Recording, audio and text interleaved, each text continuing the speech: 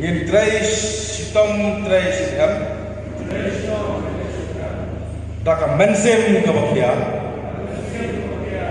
ka mensem jing slowe daka mensem jing jing kitram badak jing tip breu tip play ngi kelas kem ban sikri hop yar ka jak benrew klandran den lang baga sang HANM bat ngi das mairo na do tanas gi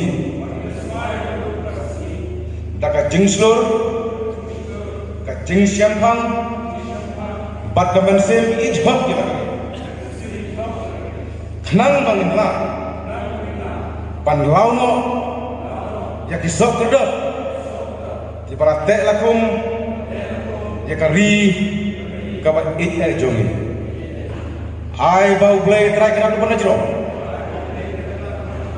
kuno rengkat bat sumaringi haki por kumta yin logi ati bakran bat paya bak baskan jong ka chat bunyo naga bentaban niada ya uput usam kariti dustur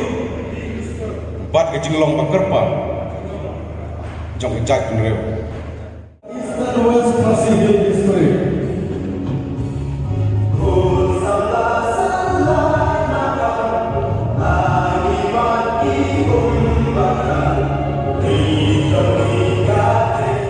Kaseng hinyau trap Aceh National Movement HANM minta kasengi ke arflai terik ubnai naitung kalayo ban pintian smai bat penskem yakinongkit kam jong ke Eastern West Khasil sesuai haka jingelang kablalong hatirot sing memorial pendeng umyong mairang hagane ke jingtian smai bat penskem nongkit kam upa EMPM simle ulawan long kumukong san haringkat ke jingsen lang jong sural sinong ke pendeng umyong uba bonrat imyong u presiden rangba kaseng uba lamprang karbani u presiden jong kaseng Southwest Khasil sesuai uba El Marwain kisam larang ba kinongkit kam kinong song bat kiwei kinongkit kam kibasya pintian smai hagane ke jingilang kikentup ya usamla artis rentetiang kumu presiden usamla Lambon bersaimat kumu vice president usamla sign bersaimat kumu general secretary bat kiwei haki ni dibenai baladan kumba kasaki lengbat social media like keseng HNM hakmat sekretariat bat hakmat district council yaki maupun jong ke asam bagi lawan tung biai haki Jakarta jong hima kasih dah kejeng bitar bat dekat mensen jong kejeng dikri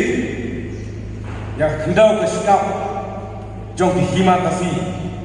yang kendau ke siap jong ke jak penreu bat sibun ba kisnyang lagi kapat ba kabaka seng HM kala le kamat ba hakile ki khatsau kuli islam jong ka jengye di nak banta tauba jong kari bat kacai penre bat hakine no paisi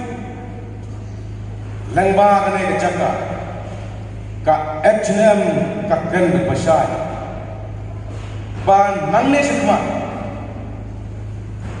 tang bon ki kamrat ba ka baka seng dan le namta ki mat ki jura jong kari pat kacai penreu